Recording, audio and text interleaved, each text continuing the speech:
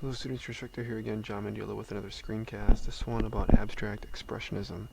Now, as you can see from right here, it's a sharp departure from anything else we looked at, and you can read more about it in Chapter 8 in your textbook. It's not classical, it's not impressionist, it's not pointillism, it's somewhat similar to fauvism, that it, very expressive and wild and uses the colors that the artist desires. But you can see it gets further and further away from any recognizable subject matter. This one, from de Kooning, is, about a woman sitting in a chair, and he did a number of women in chair paintings. And what's interesting from a color theory perspective is that I think, my personal opinion, that the most important color that de Kooning ever used in any of his paintings is black. Because without black acting as the anchor and the outline and the weight, it's a smattering of color that's otherwise indiscernible, unidentifiable. And with the black in there, he uses it some places to outline, some places to add shadow, like under the breast, and where the hair would rest on the shoulders of the woman, to separate the background from the foreground. You can see it from the far right as opposed to the far left. And main facial features like eyes and nose and teeth, even as distorted as they are. Sharp departure from anything else. It's intentional. Abstract expressionism put a heavy focus on the medium, in other words paint, and the method of application of that medium. So how it was painted was just as important as what was painted. And I would say, 10 times more important than what was painted. I mean, the fact that this woman in a chair is almost inconsequential to the painting that he did. It's abstract.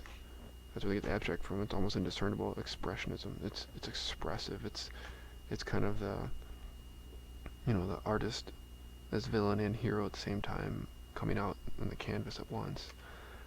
This is Jackson Pollock. A number of you have probably seen his work and not known what it was or what it was about. He coined the term, or kind of developed the style of action painting, where he did not, have a canvas that was made on ice and gessoed it and then smoothly applied his colors to it. No, he threw his paint at it. He dabbled his paint, he poured his paint, he splashed it, he squished it, he flung it.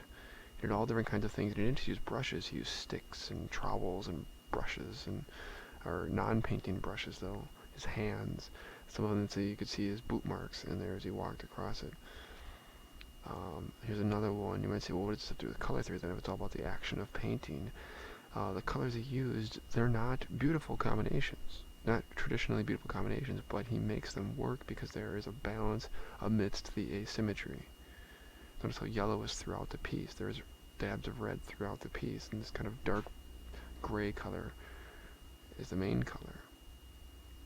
There's a balance.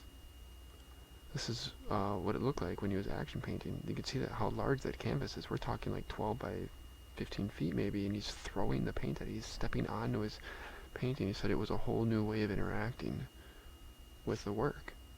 It was an extension of himself. I mean, he was in it. It was almost like he unwrapped it like a blanket and then poured it out, and that's what his work was. There's no identifiable subject matter at all.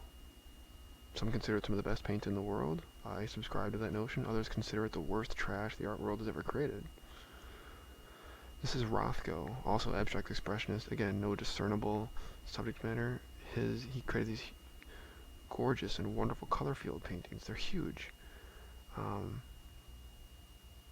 Some as big as Pollock's paintings, some life size, like 6 feet, say, in size. And the whole idea is that they look very simple, with many layers and layers and layers of paint. Some paint applied heavily, some paint applied thinly. But there's no hard edges. You can see it kind of just arrives at the edge organically. Here's another one. Edges maybe a little bit more defined, but we're also further zoomed out. And his paints, these colors, unlike Pollock, these colors do seem to relate better to each other. But the whole idea is that you take them in like this. He wants you to be up close and kind of allow them to envelop you and give you an emotional charge. Here's him in front of his painting. I mean, that's how big they were. These were things that created an emotion that you couldn't ignore.